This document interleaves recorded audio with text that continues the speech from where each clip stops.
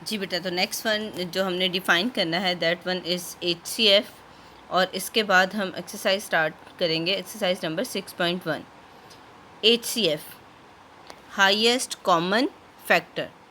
अब यहाँ पे हाईएस्ट कॉमन फैक्टर की बात हो रही है, तो बेटा सबसे पहले इसमें हमें क्या करना होगा कि हम इसके फैक्टर्स लेंगे एंड आफ्टर दैट हम कॉमन फैक्टर्स फाइंड आउट करेंगे। कॉमन मीन्स कि एक से ज़्यादा टर्म्स। अब कॉमन एक में से तो कॉमन ही ना हो सकता, हमें क्या करना होगा कि हमें एक से ज़्यादा टर्म्स होंगी गिवन, देन हम उसमें से उस दोनों की सेपरेट सेपरेट, या तीन हैं तो तीनों की सेपरेट सेपरेट फैक्टराइजेशन करेंगे। उसके बाद फिर उन फैक्टर्स में से कॉमन फैक्टर लेंगे। ठीक है, HCF मतलब हाईएस्ट। अब वो जो कॉमन फैक्टर आए हैं उनकी जो मल्टीप्लिकेशन होगी that one is called HCF। अगर मैं स्मॉल शॉर्ट वर्ड्स में करूं डिफाइन HCF एंड LCM को, तो common factor is called, multiplication of common factor is called HCF, and multiplication of common factor and uncommon factor is called LCM। अगर एक ही question में हमें ये दोनों चीज़ें फाइंड आउट करने के लिए कहा जाए, तो उसमें हम क्या करेंगे कि हम सबसे पहले फैक्टर्स निकालेंगे, उसके बाद कॉमन फैक्टर निकालेंगे, फिर हम अनकॉमन फैक्टर निकालेंगे। दैट्स मीन कि कॉमन के बाद जो रिमेनिंग रह जाएंगे वो सारे फैक्टर्स। अब हमने फाइंड करना है HCF और LCM। तो HCF हमारे पास आ जाएगी मल्टीप्लिकेशन ऑफ कॉमन फैक्टर की, और जब हमने फाइंड करना है LCM तो हम कॉमन और अनकॉमन दोनों की मल्टीप्लिकेशन लेंगे, that one is equal to LCM। Okay, now start exercise number 6.1. Question number 1, find the HCF of the following expressions. Expressions हैं, first one question 39x7 y cube z and 91xz x की power 5 y की power 6 and z 7। अच्छा जी, ये मेरे पास expression है। अब इसमें आप देख रहे हो कि कांस्टेंट टर्म भी है और वेरिएबल भी है। तो सबसे पहले फर्स्ट वन हम करेंगे जो कांस्टेंट नंबर्स हैं उनकी factorisation, that one is 39 and 91। उसके बाद हम फिर वेरिएबल्स की फैक्टराइजेशन करेंगे। ये देखिए मैंने 39 और 91 की फैक्टराइजेशन की है। 39, 3 13s आर 39, 13 1s आर 13। उसके बाद 7 13s are 91 and 13 1s are 13। ये तो मेरे पास आ गई फैक्टराइजेशन ऑफ कांस्टेंट नंबर। अब ये देखो मैंने दोनों, अब ये सोल्यूशन है क्वेश्चन नंबर 1 का। इसमें ये जो नीचे मैंने वर्क किया है ये मैं वेरिएबल आपको पहले करवाती हूँ, बाद में क्वेश्चंस के सोल्यूशन की तरफ जाते हैं। कांस्टेंट के बाद वेरिएबल्स हैं x की 7, x की 5। पहले फर्स्ट वेरिएबल को हम डील कर रहे हैं, तो दोनों में से कॉमन पावर क्या होगी? 7 बड़ी है, 5 छोटी है, तो दोनों में 5 5 कॉमन आ जाएंगे। तो हम क्या करेंगे, x की 5 को सेपरेट कर लेंगे। नीचे वाली तो है ही x की 7। अब ऊपर वाली में से देखो, अगर आप देख रहे हो तो 5 लिखी है, हमें कितनी चाहिए? 7। तो जब हम वेरिएबल्स को मल्टीप्लाई करते हैं तो उनकी पावर्स क्या हो जाती हैं? ऐड। तो हम मल्टीप्लाई करेंगे एक्स स्क्वायर के साथ। इससे क्या हो जाएगा कि हमारे पास 5 + 2 that one is equal to x की पावर 7। इसी तरह से सेम एज इट इज़ हमने y को करना है, y³ is equal to y³, और y6 को हम चेंज करेंगे y³ × y³। ठीक हो गया। अच्छा जी, अब इस चीज़ को करते हुए ये मैं सोल्यूशन आपको जिस फॉर्म में आप लोगों ने करना है, ये सोल्यूशन ऐसे स्टार्ट होगा कि आप फर्स्ट एक्सप्रेशन लिखोगे, that one is equal to sign, and after that पहले आप कांस्टेंट टर्म के जो फैक्टर्स हैं वो लिखोगे। 1 भी आप लिख सकते हो, 1 × 3 × 13।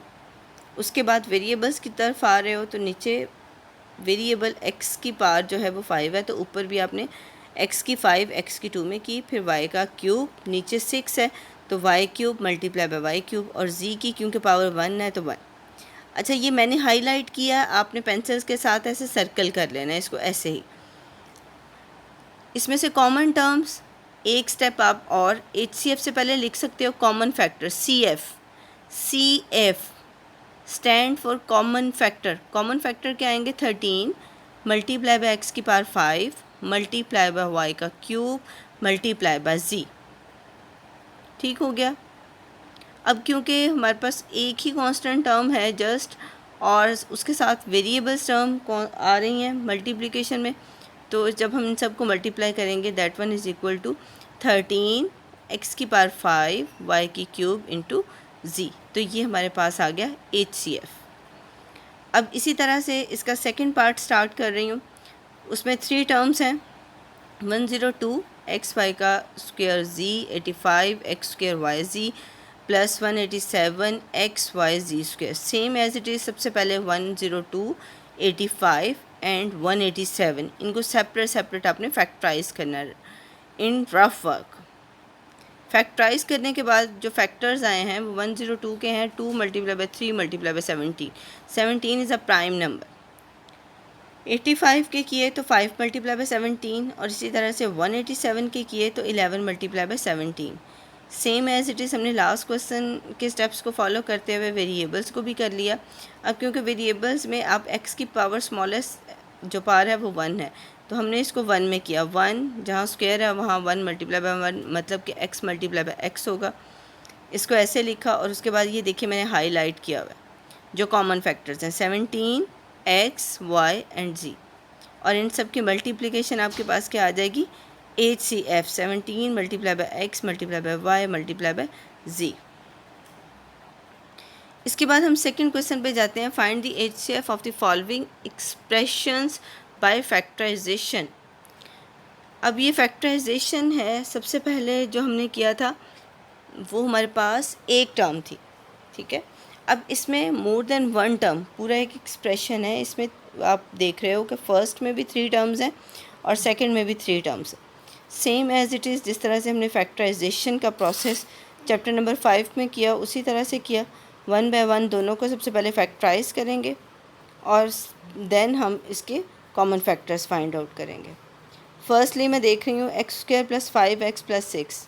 In factorization, first step is taking common. No term is common, then second one step is applying formula. Here formula is not applied, so we are going on the third step. Third step क्या है? Third step है कि आप constant और square term के साथ जो उसका कोफिशिएंट है a मल्टीप्लाई बाय c करते हो, तो that 1 multiply by 6 is equal to 6। अब 6 के फैक्टर्स आप करोगे, क्योंकि 6 के साथ प्लस का साइन है, तो कौन से 2 फैक्टर्स होंगे 6 के जिनको प्लस करने से 5 आ जाए। क्योंकि 6 इसके अब फैक्टर्स बनते हैं 1 6 एंड 3 2। 6 में अगर हम 1 को प्लस करते हैं तो बेटा ये हमारे पास आता है 7। 3 को 2 में प्लस करेंगे तो ये हमारे पास आ जाएगा 6। अब हम इसके फैक्टर्स कर रहे हैं, x का square plus 3x plus 2x plus x। First 2 term में से x कॉमन लिया, रिमेनिंग x प्लस 3। लास्ट 2 में से 2 कॉमन आया, that one is equal and remaining term is x plus 3। उसके बाद फिर ये देखिए प्लस से एक पहले टर्म है एक बाद में टर्म है, इन दोनों टर्म्स में x प्लस 3 कॉमन है, हमने x प्लस 3 कॉमन ले लिया। रिमेनिंग टर्म हमारे पास क्या आ गई, फर्स्ट में x सेकंड में 2, तो x प्लस 2 लिखा। इसके बाद सेकंड टर्म को हमने एज इट इज़ इसी तरह से फैक्टराइज किया।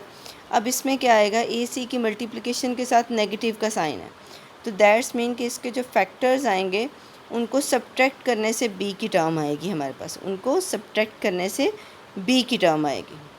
ठीक हो गया। 12 के फैक्टर्स हैं, 6 2s are 12, 4 3s are 12। 4 में से 3 को सब्ट्रैक्ट करो, 1 नॉट पॉसिबल। 12 में से 1 को सब्ट्रैक्ट करो, नॉट इक्वल टू 4, ये भी पॉसिबल नहीं है। आपके पास जस्ट 1 पेयर रह जाएगा और वो होगा 6 multiply by 2 is equal to 12। ठीक हो गया। 6 में से 2 को सब्ट्रैक्ट करोगे तो आपके पास 4 आ जाएगा। अब 4 के साथ नेगेटिव साइन है, तो नेगेटिव साइन के लिए हम क्या करेंगे, जो ग्रेटर टर्म होगी उसके साथ B वाला साइन ही लगेगा। That one -6 plus 2 plus minus is equal to -4। अब फर्स्ट 2 में से x कॉमन ले लिया, रिमेनिंग आपके पास x माइनस 6 आया प्लस 2 इंटू एक्स माइनस 6। दोनों टर्म्स में से x माइनस 6 कॉमन आ गया और रिमेनिंग हमारे पास आया x प्लस 2। अब मेरे पास ये दोनों फैक्टर्स आ गए। इन फैक्टर्स को मैंने अरेंज करके लिखा 1 बाय 1 और इनमें से कॉमन टर्म जो है वो है x+2। Common factor and highest common factor is same because only one term is common.